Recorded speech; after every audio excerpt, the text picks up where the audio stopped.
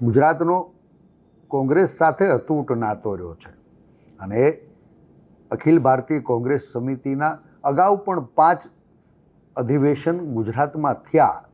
1902માં અમદાવાદ ખાતે હતું, 1907માં સુરત ખાતે હતું, 1921માં આ જ અમદાવાદના આંગણે પૂજ્ય ગાંધીજીએ એના જીવનમાં પહેલું અને છેલ્લું પદ જો ગ્રહણ કર્યું હોય તો એ કોંગ્રેસ પ્રમુખ તરીકે એ અધિવેશનની અંદર જવાબદારી સ્વીકારી હતી.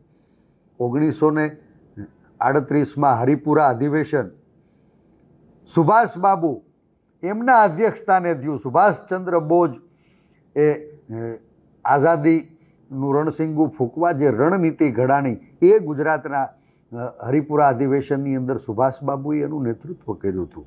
આઝાદી પછી પણ 1961માં ગુજરાતની અંદર છેલ્લું અધિવેશન થયું અને ત્યારે પૂર્વ રાષ્ટ્રપતિ અને ભારતીય રાષ્ટ્રીય કોંગ્રેસના પ્રમુખ એવા નીલમ સંજીવ રેડ્ડી સાહેબનું અધ્યક્ષ સ્થાન હતું.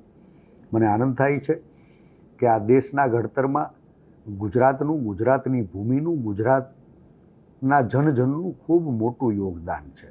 ગુજરાતે હંમેશા આઝાદીની લડાઈને નેતૃત્વ પૂરું પાડ્યું છે, બળ પૂરું પાડ્યું છે. ત્યારે મને લાગે કે ગાંધી અને સરદારના ગુજરાતમાં ક્યાંય લોકોના અધિકારને કચડનારા અંગ્રેજોનો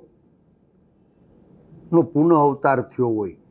ગાંધી અને સરદારના ગુજરાતને ક્યાંય સત્તામાં બેઠેલા લોકોએ અહંકારની એડીએ સામાન્ય માણસના સ્વાભિમાનને કચડવાનો પ્રયાસ કર્યો. ફરી પાછું ક્યાંય ગુજરાત એ ગુલામ તો નથી બન્યું ને? એ ચિંતા નવી પેઢીમાં છે. ત્યારે આગામી 86મું અધિવેશન ફરી પાછું આઝાદીની લડાઈને નેતૃત્વ પૂરું પાડનારા ગુજરાતના આંગણે થઈ રહ્યું છે. સરદાર સાહેબના સાનિધ્યમાં થઈ રહ્યું છે. રાષ્ટ્રપિતા પૂજ્ય મહાત્મા ગાંધીની કર્મભૂમિ એવા સાબરમતીના તટે થઈ રહ્યું છે. ત્યારે મને વિશ્વાસ છે કે આગામી અધિવેશન એ દેશના યુવાનો એની આશાઓ અને અપેક્ષાઓને પરિપૂર્ણ કરવા એક નવા રોડ મેપને લઈને દેશની સમક્ષ આવશે.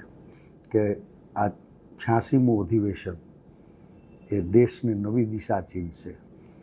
સામાન્ય માણસની સામે જે પડકારો છે એ પડકારો ઝીલવા માટે સામાન્ય માણસને બળ પૂરું પાડશે. એ ગરીબ હોય, વંચિત હોય, દલિત હોય, પછાત હોય, આદિવાસી હોય, લઘુમતી હોય, કોઈ નાનો કે મધ્યમ વેપારી ક્યાંય કરાંતકવાદથી પીડાતો હોય, ક્યાંય સાયબર હુમલાના એટેકથી કેટલાય માણસોના બેંક એકાઉન્ટ સફાચટ થઈ જતા હોય, ક્યાંય ધંધા રોજગાર ભાંગીને ભૂકો થયા હોય, કેટલાય ભણેલા ગણેલા યુવાનો બેરોજગારીના કારણે એના સપના રોળાણા હોય.